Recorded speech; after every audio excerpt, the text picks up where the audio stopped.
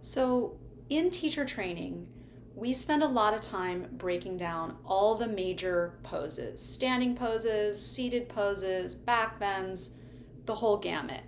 And when we look at each pose, we look at what's happening anatomically, what actions and positions we're trying to engage in the pose.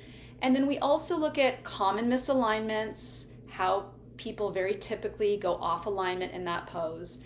And then how do you modify and or even replace a certain pose for people that shouldn't be doing that pose or need an alternative? So what I wanted to talk about in this video is, why is Vera 1, Warrior 1, so challenging for so many people? And there's a lot to it, but I'm going to simplify it for the sake of time. Part of it is the position and action of the back leg and the position and action we're trying to implement through the pelvis. So let me show you. So when we come into Vera 1, we are bending in with the front leg, aiming for a 90-degree angle at the bend of the knee. But the back leg is the tricky part here. We want the foot at a 45-degree angle, but the foot is technically, it's turned out. It's not pointing straight ahead in neutral, it's turned out. But then the action of the back leg, it's in a position of extension, so it's getting stretched. The action of the back leg is to rotate internally.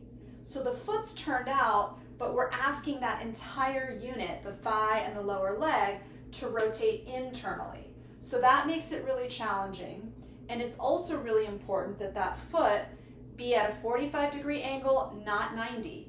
Because if it's at a 90 and we're working that inner rotation, you can't really rotate all the way in, and then the knee is going to bear the brunt, and that is not good. So that 45-degree position is essential to keep the knee happy and still be able to work that inner rotation. So that's challenging, position versus action.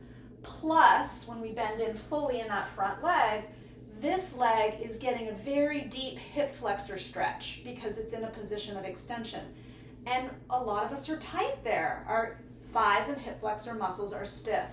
So the back leg is challenging for those two reasons: position and the effort to rotate in, and then the fact that those muscles here are being stretched. Now the pelvis is challenging for two reasons.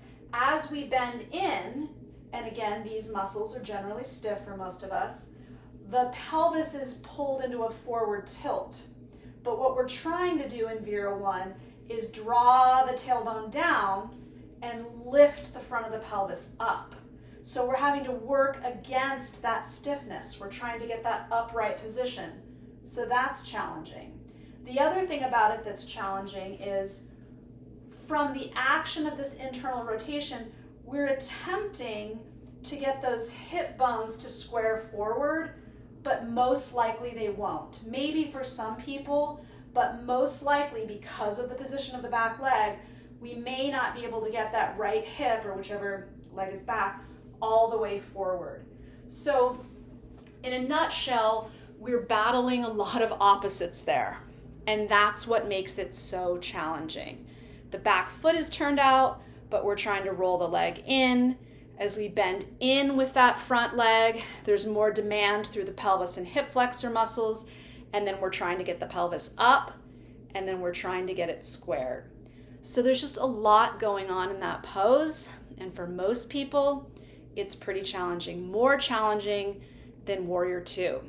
So in teacher training, we look at that pose in a variety of different bodies and talk about how each of those different people can safely and effectively work into Warrior 1.